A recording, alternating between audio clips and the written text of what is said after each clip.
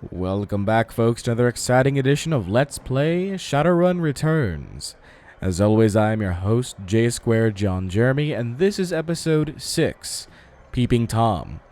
And indeed, J2 is going to be somewhat of a Peeping Tom, as Mrs. Kubota has given J2 a key to the upstairs area which will unlock Coyote's living quarters, where we can find out potential more information regarding her disappearance. Let's go ahead and do that. Fantastic. Heading up upstairs, we see a locked door here. There is a mid-grade security panel attached to the nearby door. It is set to require a password for entry. If we had 2 decking skill ability, we would be able to hack the panel. Since we do not, we have to leave the panel alone. Perhaps somebody else will give us the information a bit later. Let's go ahead and enter this door here. So this looks like it could be Coyote's living quarters, but it could just be some random persons. Not seeing anything that would give us any information. No way into the shower, so I'm going to guess that this is just a random door. It looks like. Although, is anything ever really random in Shadowrun? No, but that doesn't do anything there. Alright, let's check out the next room. How about this door here? Oh, a bit more info here. Oh yes, most definitely. We have ourselves a larger area from which to peruse. Let's check out this area first. The stand is littered with action movies and cigarette butts. A frame painting of the Chicago skyline, done in stylized silhouette. Get over here. What else do we have? The bed. Coyote's bed has a diary with several papers sticking out of it. Open the diary to the first paper. There is a receipt stuck between the pages and a diary entry. Read the diary entry. I came back from my shift to find 4 of Paco's goons sleeping on our apartment floor. It's getting fragging ridiculous. I want to be with him, with the real Paco, but this Cutter Drek keeps messing everything up. I love him, but he's totally different with the gang. It's how I make cash, baby, he always says. I try to tell him he doesn't need the cash. I can support us both with what I make at the Seamstresses Union, but he still goes on these runs. With these bozos all over my floor, I feel like he's just seeing how far he can push me before I kick him out. I try to be patient, but why does it have to be all one way? What's the receipt say? A receipt for a Browning Max power pistol from Gin Park downstairs, with a note saying how big guns on hot women turn her on. Okay. Different page. Second paper. The paper has a handwritten poem on it and a diary entry. Sometimes it seems like Paco reads my mind, or my diary. Maybe he does the latter. I wouldn't be surprised. Hi, Paco! Ever since last week, he hasn't mentioned the Cutters once. He leaves the apartment with a "see you in a few hours, babe," and returns later without comment. I don't know if it's really going to help us to avoid the subject in conversation completely, but I have felt better without our constant arguing about it. The last 2 nights, I've come home from work to Paco waiting up for me, slouching on the old dumpster couch with a novel 4 inches from his face. I imagine that as I turn the key in the door, he perks up and makes himself especially studious for when I get the door open. He seems superficially surprised to see me, but I love this little act. Let's read the poem. Let's just say that Paco should stick to guns and motorcycles and leave the poetry to others. No, I want to read the poem. Alright, fine. What's the third paper say? There is a receipt and an old photograph stuck between the pages. What's the picture show? The picture shows a young girl with caramel skin and dark brown hair. She has a snake wrapped around her arm, yet she is smiling. The back of the photograph has "Shadow" scrawled on it. And what does the receipt show? A COD receipt, or cash on delivery receipt, for a special order. 5 pounds of zebra meat from Maury's Meat Emporium. located near Pike's Place Market. All right, a clue on where to go next. Good to know. And finally, what about the fourth paper? A receipt for a wall safe installed near the bathroom door, set to a combination of 342, 436. Okay. Shoot, forgot what what the code was. 342, 436. 342, 436. Let's head towards that safe. Wherever it could be. Is it here? Coyote's computer is ancient, probably fished it out of a junkyard. It doesn't even have a data jack, and the cracked display is covered with fingerprints.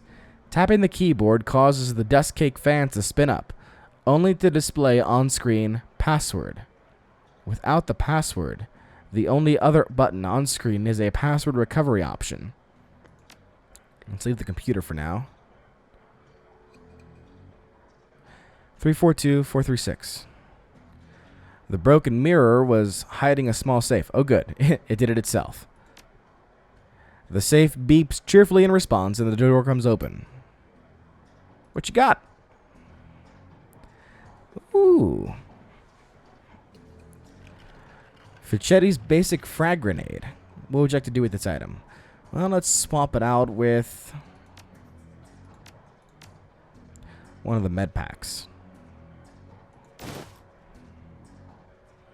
Good to know. All right, let's head back to this computer here. Password recovery. Please answer 3 security questions to reset password. Your first childhood pet.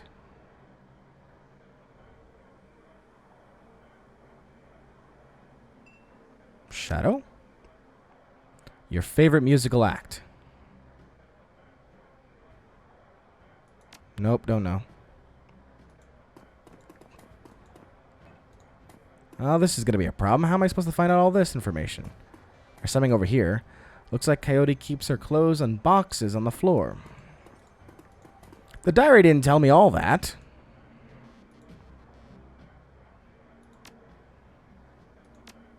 Just want to make sure. Picture.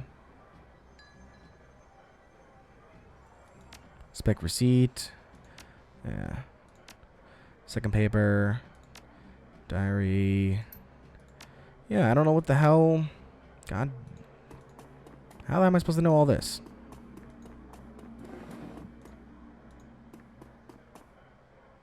There's nothing down there for me, so it's got to be in here. Alright, well.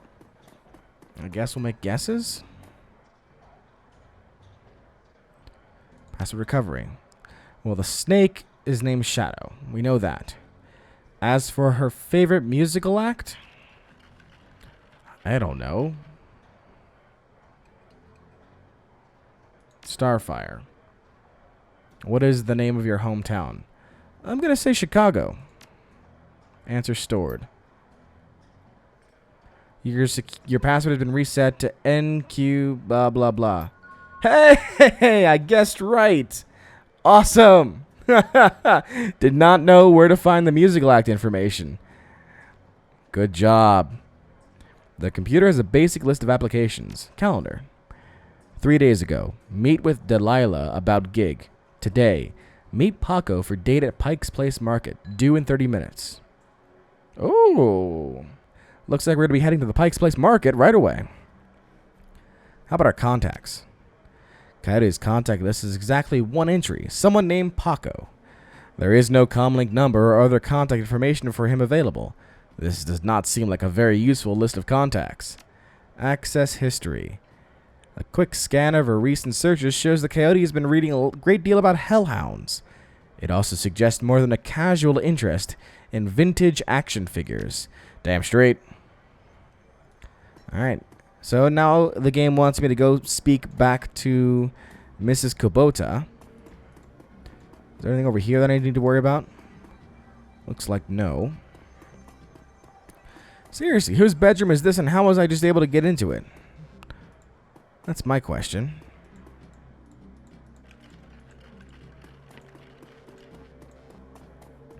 Wherever it is, They don't do a very good job of securing their place. I want to know what this area is. Making me angry that I can't go in there.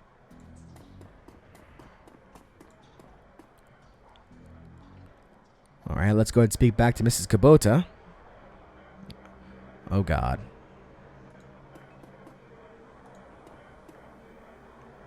How can I help you? Do you know Paco? He's a ganger, a member of the Cutters. He's a good kid in a nasty line of work. I warned Coyote against getting too attached to that type. They don't live long. Have you heard of Maury's Meat Emporium? Ugh. No. I am a vegetarian. Did you know Jin Park sold Coyote a gun recently? I'd be more surprised if she hadn't. Bouncers can deal with most of the troublemakers, but around here, you need a gun just to take trash out to the dumpster. Coyote has a date with Paco at Pike's Place Market in the next half hour. If you would go there, it might bring me peace of mind. I'll call a cab for you. It should be able to get you there in time. Gambate kudasai. Good luck.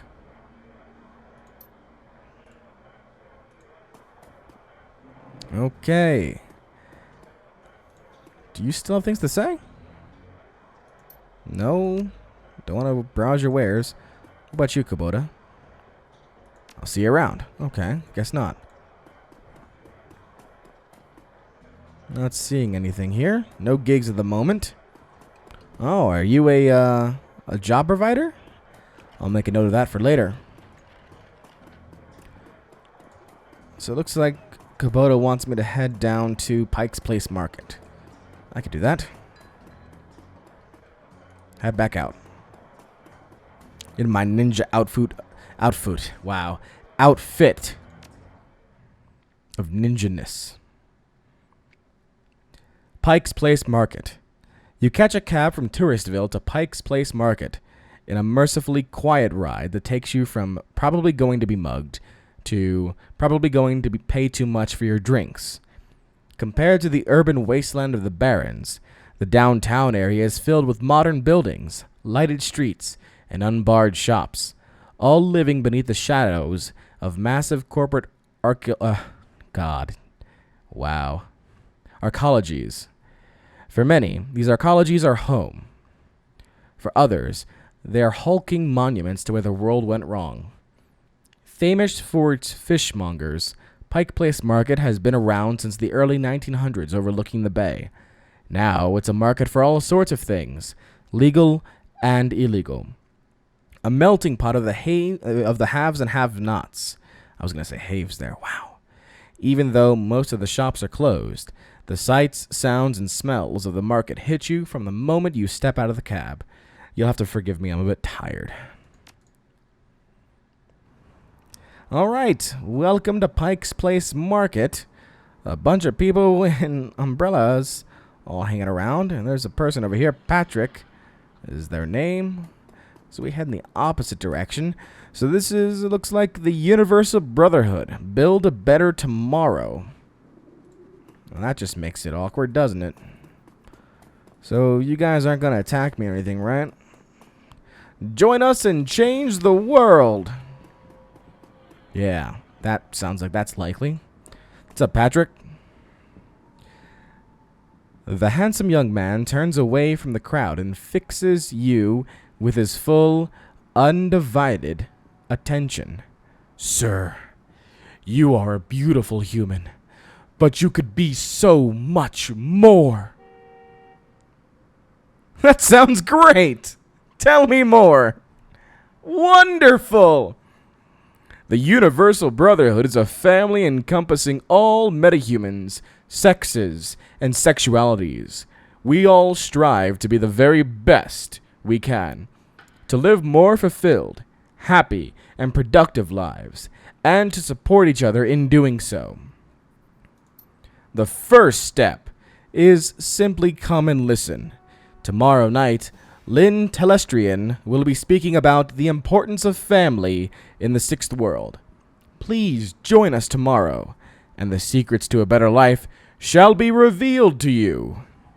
He smiles and turns back to the crowd. Well, that was a thing. These all must be members of the Brotherhood. Unfortunately, these guys are not. Refurbished flowers for sale. Never heard of those before. Don't think I ever want to know. Synth juice for sale. Just fabbed today. Hey, it's Paco. What's going on, Paco? Every time I see the name Paco, I'm like, oh man, Spanish stereotype. And that's probably what I'm gonna do right now. The kid in front of you sports the trademark yellow of the Cutters gang. Young, clean shaven, he stands like he owns the street and everyone on it. He seems distracted, though, glancing around with increasing agitation. He looks over you as you approach. Watch yourself. What you want? Are you Paco? Yeah. Might be. Who the hell are you?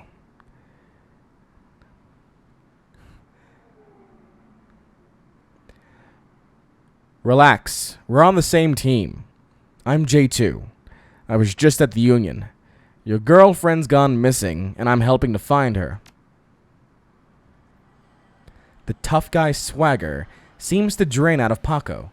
The cutter is gone, and before you stands a kid in a yellow jacket that doesn't quite fit. Coyote's missing. Oh, man. That would explain. She was supposed to meet me here over an hour ago. Look, sorry for getting in your face like that. What else do you know? If she's missing, I need to find her.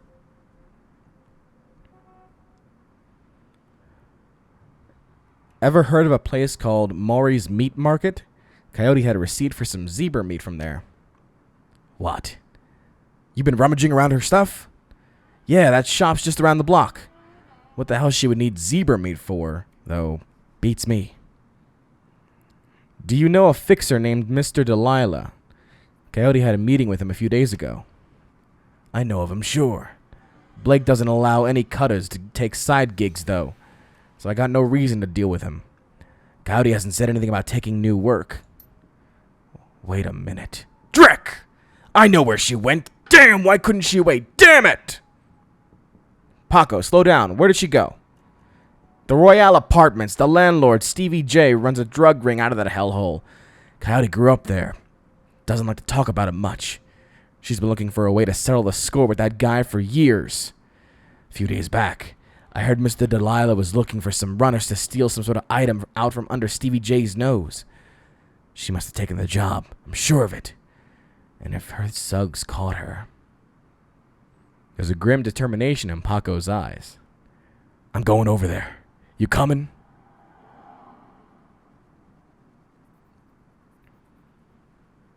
I'm in. Don't worry, we'll get her back. Damn right we will. Look for a coyote in the Royale Apartments. Optional. Find Maury's Meat Emporium.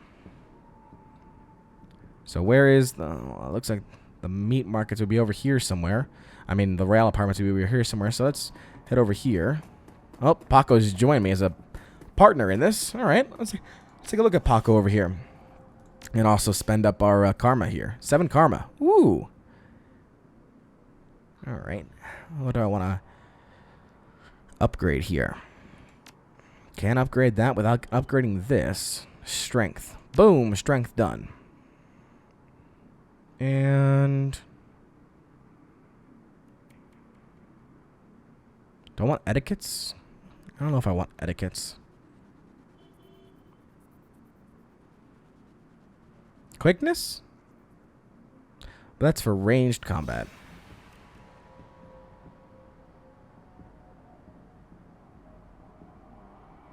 I think I'll hold on to it for now.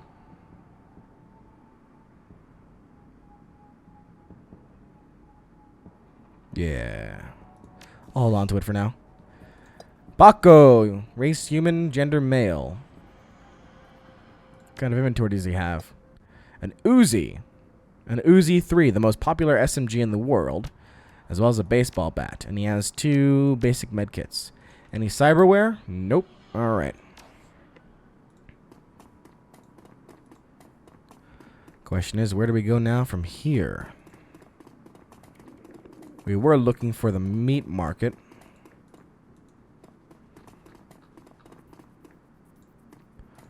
But it looks like it's not over here. I got dog on a stick here. Dog on a stick. LOL. Manny. Manny's Meat Emporium. There you go. What's up, Manny? The small meat stand presents an enormous diversity of dead animals, from cow and canine to the exotic and paranormal. The pictures on the back of the stand feature a much older version of the man in front of you. As soon as he notices Paco, the proprietor's eyes become hard and angry. What do you want? You know we can afford more. Relax, man. My friend just has a question. Everything cool here? Yeah, everything's swell. Manny continues to stare daggers in Paco's direction. The name's Manny. Now what do you want? What would someone want to buy zebra meat for? Some people eat it, but I wouldn't recommend that. Tough as nails. We mostly sell it to Corp security teams who use it to reward their hellhounds. The flamers go crazy for the stuff for some reason. Ah, and there's another clue. We know that Coyote was reading a lot about hellhounds back in her apartment. Oh, Drek! That's why Coyote wanted zebra meat. Everyone talks about the pet hellhound Stevie J keeps locked up somewhere in the Royale. And if she never picked it up... Whatever. Anything else? Do you know someone named Coyote? Nope. I don't go in much for that shaman stuff. I have this receipt for an order of zebra meat. Still have it for me? I'll look it up. Yeah, got it right here. 2 days past the pickup time. Didn't think anyone was gonna come for it. Here, it's all yours now. By the way, what is your problem with Paco? Why don't you ask him? The hell is that supposed to mean? Means that your gang likes to stroll through here and relieve us merchants of our new yen. My dad stood up to them, and he's still in the hospital. Look, that's not my problem. I'm at the bottom of the cutter ranks anyway. I couldn't do direct about that even if I wanted to. Tell that to my dad. I don't have time for this. We need to find Coyote. We will, in a minute. I still have some questions. Actually, I don't. I'll be leaving now. Okay, thanks, bye. Thank you for the zebra meat. And that's okay. Well, that's a thing.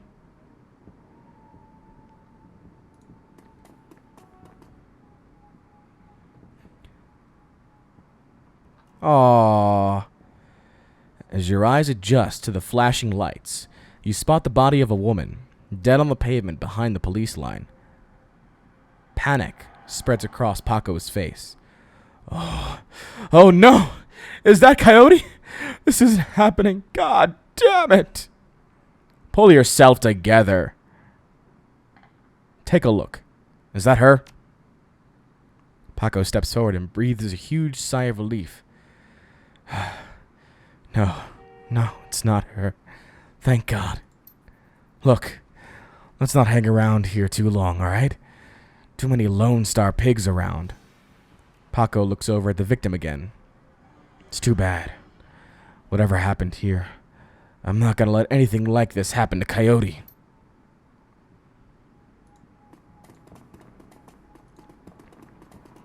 Well, that seems to be the only way to go about. Oh, no. There's the actual place, so this is something different. Let's find out what this place is all about. Over here. Want to buy some BTL? Another Ripper murder! The Ripper took out her eyes. Officer Landards. I've seen her at the shack. It's a corp hit for sure. A tall and motionless Lone Star officer blocks entry to the crime scene. Behind her, you spot the lively face of the organ grinder's Coroner Dresden. This is an active Lone Star investigation. Please step away from the barrier. Oh, really? I'm here to see Coroner Dresden. And who might you be? It's all right, officer. He's with me. The officer looks at you with poorly concealed skepticism. Okay, then. Make it quick. Yeah, Dresden. Yeah, you did. What's up, Dresden? An Officer Aguirre and an elf. What's up, Dresden? So, what brings you out here? Hot on the trail of the dead man's killer? Coincidence, believe it or not. I take it I've stumbled across another Ripper murder. Yeah, that's what it looks like. As you can see, the Ripper went for the eyes this time. Pretty clean work. I gotta hand it to him. Our Ripper knows what he's doing. Or she, I suppose. What do you know about the victim? Well, not much.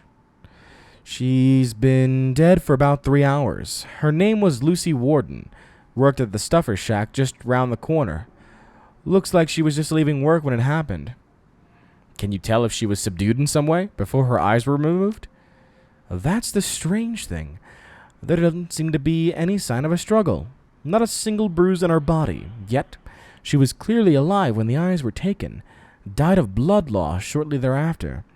As to what knocked her out, I won't know until I can run some tests back at the lab. I thought you ran the Redmond franchise. Isn't Pike Place a little far from home? Yeah, well, I don't really mind the change of scenery.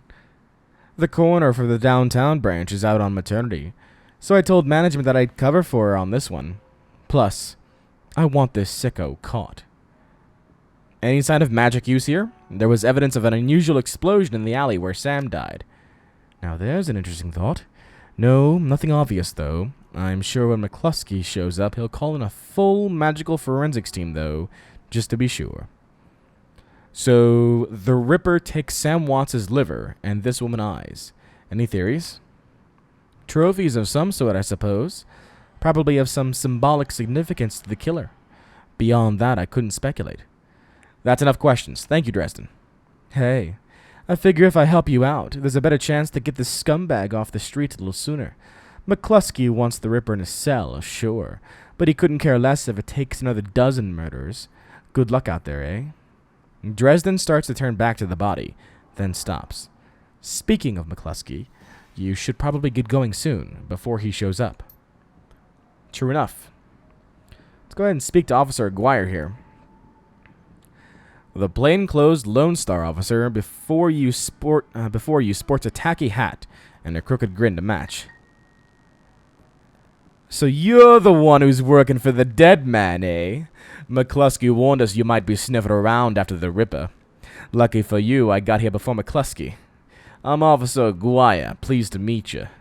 Now, seeing as this crime scene is going nowhere fast, what can I do for you? Well, the Lone Star certainly is helpful to the independent scene these days. What can you tell me about the murder that took place here? Not much, really.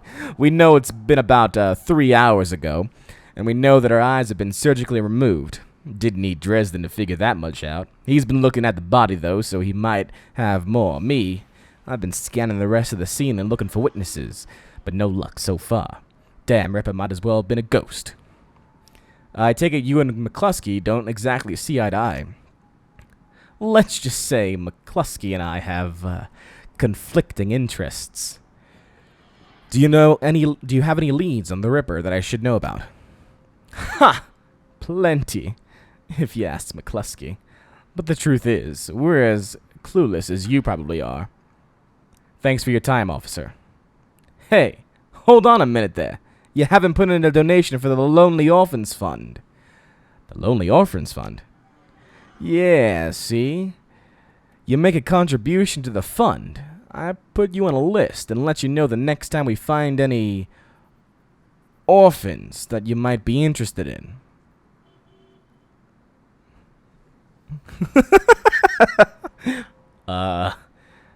Well, I'm always interested in finding out about any new orphans you discover. Excellent. Shall we say 300 new yen?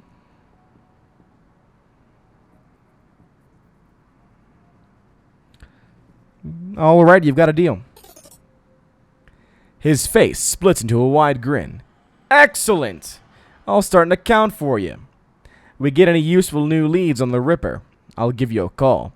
Now, I'd better get back to work before McCluskey shows up. See you around. Alright, so it looks like we paid off Aguirre here to give us more info on the Ripper cases as they are seen. Lying on the pavement is the body of a young human female. Her eyes have been gouged cleanly out, and you notice a string of bite marks along her left arm. The elf standing before you may quite possibly be the ugliest elf you've ever seen. His meticulous clean lab coat, format jacket, and old-fashioned bow tie give him the look of an undertaker from centuries past. He notices you approach and locks eyes with you, smiling a thin, unnerving smile. Hello there, stranger. Might I inquire, do you know which organ grinder's facility this body will be removed to? Who's asking? The elf giggles, a strange, high-pitched warble you would not expect to emerge from his misshapen face. Oh, I'm of no consequence. Never mind that, though. A good evening to you and your friend the corner. Alright, gained a karma there. Ooh, if I zoom in there, I can actually see the gouged out eye right there. Time to go. Dresden. I still want to talk to you, apparently? Ah. Dresden looks up, and a grin spreads across his face. Need something else? Any fascinating new leads? What about the bite marks on her arm? Ah. Completely unrelated, it appears some wild dogs dragged the body out here from the alley sometime after her death. Did you notice a particularly ugly elf standing over there in the crowd earlier? Huh? Where? Dresden scans the spectators surrounding the crime scene. He's gone now, but he was asking about the body, wondering which organ grinder's facility it will be taken to. Interesting. Well, there's those who might be interested in purchasing some of her parts, sure. But that's pretty poor form to inquire at the site of a murder. An ugly elf, eh? I'll keep an eye out. Shouldn't be hard to spot if he comes back around. Sergeant Aguirre over there seems pretty friendly. Can I trust him? Yeah, that sounds about right. Any opportunity to get in McCluskey's way, he'll take it. A bit sleazy, sure, but I'd take Aguirre over McCluskey any day of the week. That's enough questions. Thanks, Dresden. Anytime. All right. Well, we've kind of learned what we needed to know about that murder scene, apparently. And now, we'll make our way over to the Royale Apartments. There's a junkie right outside. What's up, junkie? How you doing? Hey guy. You have any extra new yen? Just need some sucrozoom from the shack over there. Have 10. Nutrisoy cakes will fill you up for longer. Thanks, chummer. Alright, well, I just paid him for nothing, I suppose. Alright. And next time on Let's Play Shadowrun Returns, we'll enter the Royale Apartments and find out exactly what's going on with Coyote and Stevie J. Until then, this is J Squared John Jeremy signing off, saying so long and take care.